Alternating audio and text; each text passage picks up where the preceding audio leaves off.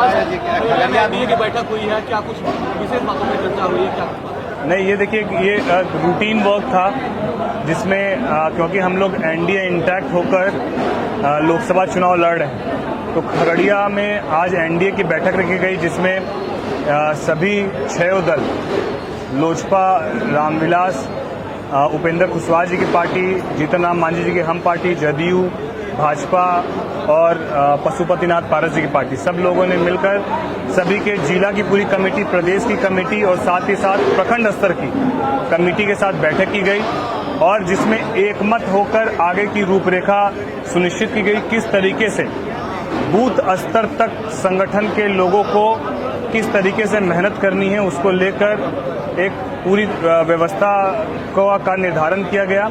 उसको लेकर आज बैठक हुई, बहुत सकारात्मक बैठक रही।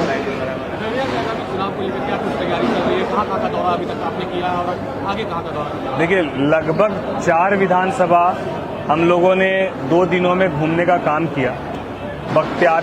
सिमरी, बख्तियारपुर और हसनपुर ये अभी नहीं हुआ है, बाकी 4 विधानसभा हमारे एक मोटा मोटी हम लोगों ने घूमने का काम किया। मुझे लगता है इस 2 दिनों में जितना प्यार, जितना सम्मान यहाँ के स्थानीय लोग और एनडीए घटक दल के साथियों ने मुझे दिया है, मुझे इस बात को लेकर बिल्कुल मैं आश्वस्त हूँ कि यहाँ से एनडीए बहुत सकारात्मकता के साथ अपनी जीत को सुनिश्चित करेगा और बिहार में जो उनका विजन है एनडीए का 40 की 40 और देश में 400 पार, इसकी सबसे पहली नींव पूरे देश में कोई राज्य रखेगा तो बिहार रखेगा।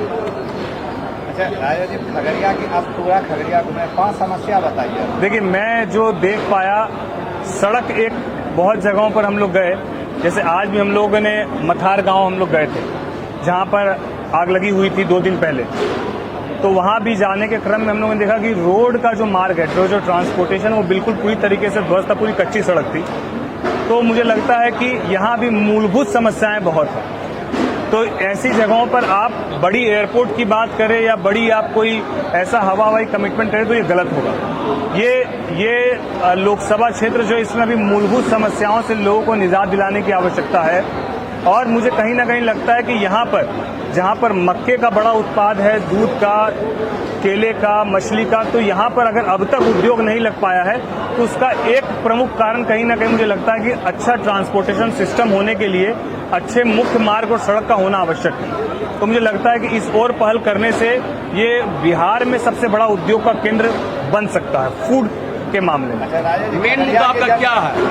मेन मुद्दा आपका क्या है? देखिए, हमारी प्राथमिकताओं में बेशक बिल्कुल पहले मूलभूत समस्याओं से लोगों को निजात दिलाने की होगी और ये मैं तभी बोलता हूँ क्योंकि मैं 5 साल तक यही काम किया हूँ। बतौर डिप्टी मेयर 5 साल हम लोग मूलभूत समस्याओं के निजात की ही लड़ाई लोगों के लिए लड़े और उसमें यही होता है कि पानी की समस्या लोगों की, सड़क की समस्या, नली की, नाली की, बिजली की, आवास की, शौचालय की, इन समस्याओं से हम लोग पहले लोगों को निजात दिलाएं। आज भी मैं जहाँ पर आग लगी हुई थी तो वहाँ के देखे थे मथार जिला तो गए थे जी, तो मथार में रोड का बहुत समस्या है। मथार में हम लोगों ने एक चीज और देखने का काम किया कि जिनके घर में आग लगी जी, उनके पास जमीन है, लेकिन जहां प्रधानमंत्री आवास योजना के तहत उनका मकान बन सकता था, अगर वो योजना का लाभ उनको मिल जाता तो आज उनका पक्का मकान होता और आज आग लगी की चपेट में वो नहीं आते। हम लोगों ने बतौर डिप्टी मेयर लगभग 250 से 300 परिवार को वहां पर आवास योजना से लाभान्वित किया था।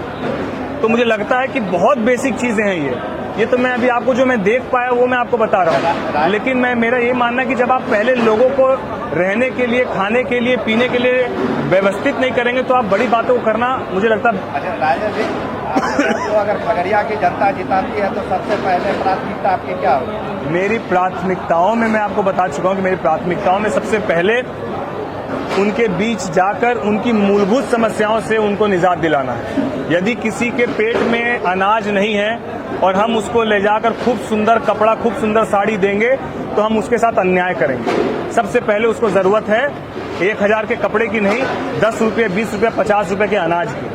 तो मुझे लगता है कि बेहतर खाना उसको कैसे मुहैया हो, बेहतर पानी उसको कैसे मिले, उसके पास जमीन है तो आवास उसका कैसे बन जाए, घर उसका कैसे बन जाए। और ये तमाम चीजों के लिए मैं नहीं, इसके लिए केंद्र की योजनाएं, हजारों योजनाएं जो उनको लाभ दिला सकती है। बस जरूरत है उनके और हम जनप्रतिनिधि के बीच में एक पुल बनने की।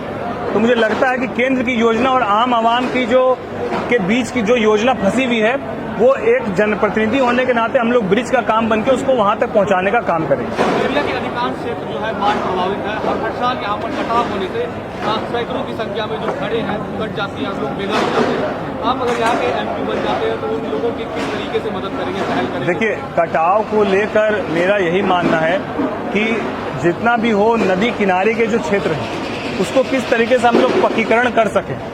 जिस तरीके से रिवर फ्रंट पटना में आप देख रहे हैं, जिस तरीके से रिवर फ्रंट भागलपुर में बन रहा है, क्या उस तरीके से रिवर फ्रंट की योजना हम लोग खगड़िया के आसपास विकसित कर सकते हैं कि नहीं कर सकते हैं? तो मुझे लगता है कि बिल्कुल कर सकते हैं, या नहीं तो इसके अलावा और अतिरिक्त इसके अलावा क्या और विकल्प हो सकता है, उस पर चर्चा करने की आवश्यकता है। और मुझे लगता है कि हम लोग की प्राथमिकताओं में ये सारी चीजें हैं, तो हम लोग बिल्कुल आएंगे।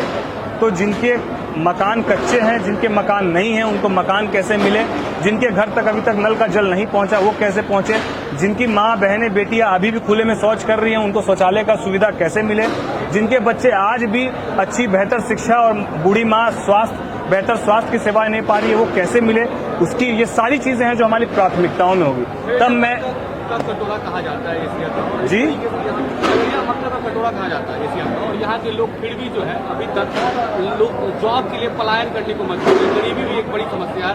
किस तरीके से यहाँ पे जो डेवलपमेंट करेंगे कि लोग पलायन करेंगे? नहीं, बिल्कुल, मैं तो इस चीज को देखकर आश्चर्यचकित हूँ कि जो मक्का यहाँ से पूरे देश भर में जाता है और उस मक्के का उद्योग खगड़िया में ही नहीं लग पाया, तो उसके पीछे की वजह दो ही हो सकती है। या तो ट्रांसपोर्टेशन सिस्टम बहुत खराब है, जो अभी देखकर भी हम लोग बहुत जगहों पर आए, तो मुझे लगता है एक तो वो कारण, दूसरा कारण है कहीं ना कहीं लोगों के अंदर एक कॉन्फिडेंस का अभाव है। तो मुझे लगता है कि यहाँ के लोगों को ही जगाकर ये बताना होगा, कोई भी व्यापार हो चाहे राजनीति हो, रिस्क तो लेना पड़ेगा।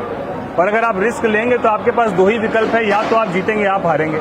अभी की स्थिति में लोग ये इनिशिएटिव नहीं ले पा रहे हैं, लेकिन मैं आपको ये विश्वास दिलाता हूँ कि हम लोग मक्के को लेकर यहाँ पर जरूर एक उद्योग लगाने की ओर पहल करेंगे। वक्त जरूर लगेगा ताकि यहाँ का आर्थिक रूप से भी विकसित हो और जो